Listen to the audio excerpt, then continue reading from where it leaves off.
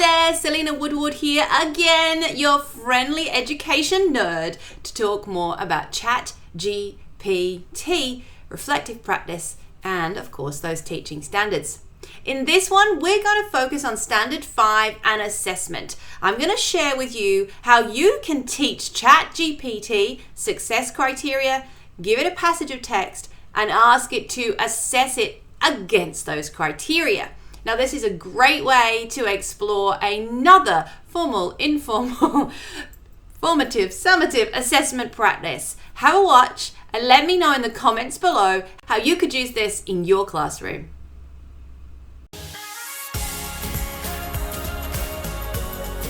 How you can use Chat GPT with assessment. We're going to use success criteria, and this is something I would actually ask my students to use to proofread. So say, for example, we have come up with some success criteria for a piece of descriptive writing. I go, hey, can you learn these success criteria? Now, bearing in mind that Chat GPT remembers what you teach it, okay? And it doesn't mind if I spell it wrong. So 1, must have 5 sentences. 2, must contain an adverb. I'm going to make this up. An adverb.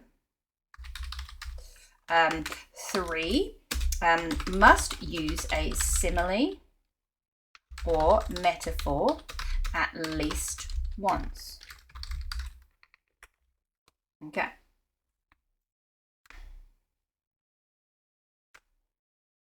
And now it's giving me an example. Right, so I'm teaching a lesson. These are success criteria, and now it's giving me my example. The sun rose slowly over the horizon, casting long shadow-like fingers. All right, so now imagine I'm a student and I have been typing my work. So here's my version. It was a cold night. The wind moved slowly through the trees. I was scared. The moon was like a silver light in the dark. So let's do that. And I'm going to put it in quotes like this. And I'll go, rate this paragraph from 1 to 5 for each of the criteria.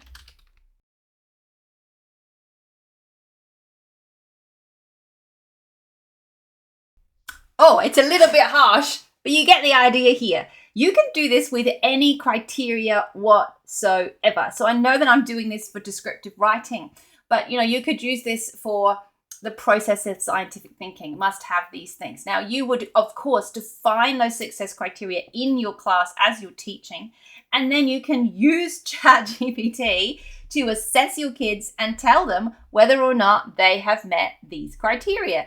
How could you use this in your classroom today? Let me know. When it comes to Standard 5, we're always looking for more formal, informal, formative, summative, yes, Standard 5 assessment practices. What do you think? Could Chat GPT become a part of the way you work with your students? What impact would that have? And what do you think that might do for the way the students use Chat GPT? Is this critical and creative thinking? Share your thoughts below.